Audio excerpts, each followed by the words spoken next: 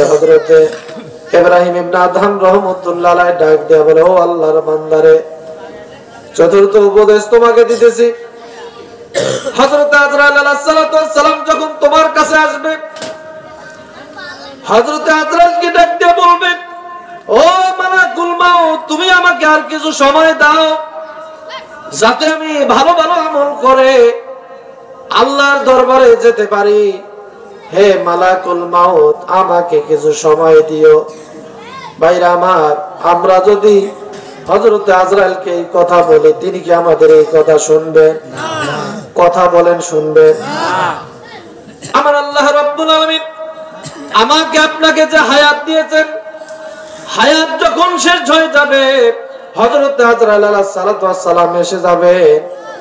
আমার আল্লাহ রাব্বুল আলামিন কোরআনে কারীমের ভিতরে জানাই দিবেন, فَإِذَا جَاءَ أَجَلُهُمْ لَا يَسْتَأْخِرُونَ سَاعَةً وَلَا يَسْتَقْدِمُونَ। আল্লাহু আকবার। আল্লাহ রাব্বুল আলামিন বলেন, বান্দারে, আমি আল্লাহ রাব্বুল আলামিন এই পৃথিবীতে ফাইন্না জালাল্লাহি লাআত, যতটুকু তোমাকে সময় দিয়েছি, এই সময় এক সেকেন্ড আগেও আজরাইল তোমার কাছে আসবে না, এক সেকেন্ড পরেও আজরাইল তোমার কাছে আসবে না। আজরাইলের হাত থেকে পালানোর যতই চেষ্টা করো না কেন, হযরত আজরাইলের হাত থেকে পালাইতে পারবা না। বলেন তো, পালাইতে পারবো? মরণ থেকে পালাও তুমি, মরণ তোমায় লইবে ঘিরি। যদিও সুদূর আকাশ পানে, লুকাও সে তায় লাগিয়ে সিঁড়ি।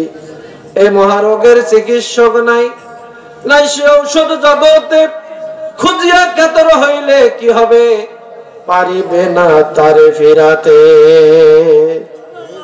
বলেন তো ভাইরা, মরণের হাত থেকে আমরা কি কেউ বাঁচতে পারবো? কখন কার মরণ আসবে কোনো গ্যারান্টি নাই, আছে নাকি? আমার আপনার কখন মরণ আসবে কেউ বলতে পারি না। এজন্য ভাইরা, মরণের জন্য প্রস্তুত থাকার দরকার আছে না নাই? কথা বলেন, আছে না নাই? আমার মরণ আসিবে কখন কেউ তো জানে না, আমার মরণ আসিবে কখন কেউ তো জানে না। আমি মরে গেলে, আমি মরে গেলে আমায় তোমরা ভুইলা যাইও না, আমার মরণ আসিবে কখন কেউ তো জানে না, আমার মরণ আসিবে কখন কেউ তো জানে না। এই দুনিয়া চিরদিনই থাকার জায়গা না, অন্ধকার কবর যে তোমার আসল ঠিকানা। কথা বলেন ঠিক কিনা? এই দুনিয়া চিরদিনই থাকার জায়গা না, অন্ধকার কবর যে আমার আসল ঠিকানা। আমি মরে গেলে, আমি মরে গেলে আমায় তোমরা ভুইলা যাইও না, আমার মরণ আসিবে কখন কেউ তো জানে না, আমার মরণ আসিবে কখন কেউ তো জানে না। কথা বলেন ঠিক কিনা? ভাইরা আমার, ভালো করে খেয়াল করেন, আল্লাহ রাব্বুল আলামিন আমাকে আপনাকে মৃত্যু দান করবেন। এই মরণের হাত থেকে যতই পালানোর চেষ্টা করি না কেন, পালাইতে পারবো না, কেউ পালাইতে পারবো না। একদিন আমাকে আপনাকে মৃত্যুর স্বাদ গ্রহণ করা লাগবে। এজন্য কবি নিজের নফসকে ডাক দিয়া বলে, হে আমার আত্মা, ইয়া নাফসু قد أزيف الرحيل وزلك الخضب الجليل। চিৎকার দিবেন আল্লাহু আকবার। কবি ডাক দিয়া বলেন, হে আমার আত্মা, মৃত্যু তোমার নিকটবর্তী হয়ে গেছে। قد أزيف الرحيل وزلك الخضب الجليل। এই মৃত্যু তোমাকে ছায়া প্রদান করতেছে। ভাইরা আমার, মরণ আমাকে আপনাকে ছায়া প্রদান করতেছে। মরণের হাত থেকে আমি আপনি কেউ রেহাই পাবো না, পাবো নাকি? আমরা অনেকে মনে করি আমার তো এখনো বয়সই হয় নাই, এই অবস্থায় নামাজ পড়া করবোটা কি একটু বুড়া হয়ে নেই? ভাইরা আমার, অনেকে মনে করে আমার বয়সটা কি হইল, মরণ কি আমার এখনই হচ্ছে। এমন অনেক মানুষ আছে না, এটা মনে করে না। বয়স আর আমার কি হয়েছে, মাত্র তো 30 বছর বয়স হয়েছে আমার।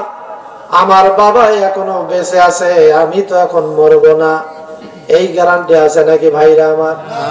বয়স তোমার 30 বছর, ভাবছো মনে মনে 60 বছরের বাবা থাকতে তুমি মরবা কেন?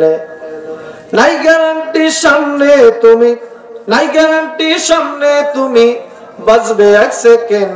ও মাই ডিয়ার ফ্রেন্ড, এই বুঝি তোর আইলো warrant. Oh my dear friend, ওই বুঝি তোর আইলো ওয়ারেন্ট। কথা বলেন ঠিক কিনা? ভাইরা আমার, ভালো করে খেয়াল করেন, আমার আপনার মরণ আসবে। আমার মরণের সাথে সাথে আল্লাহ পাক মৃত্যুর যন্ত্রণাও দান করবেন। শুধু মরণ আসবে তা না ভাইরা, আল্লাহ পাক মরণের আবার যন্ত্রণাও দিয়েছেন। আল্লাহ রাব্বুল আলামিন কোরআনে কারীমের ভিতরে বলছেন, ওয়াজাআত সাকরাতুল মাউত বিল হক। চিৎকার দিয়ে বলে আল্লাহু আকবার। আল্লাহ রাব্বুল আলামিন বলেন, বান্দারে, আমি আল্লাহ পাক তোমাদেরকে শুধু মরণ দেব তা না, মরণের সাথে সাথে আবার আমি আল্লাহ পাক তোমাদেরকে মৃত্যুর যন্ত্রণাও দান করব। বলি নাউজুবিল্লাহ।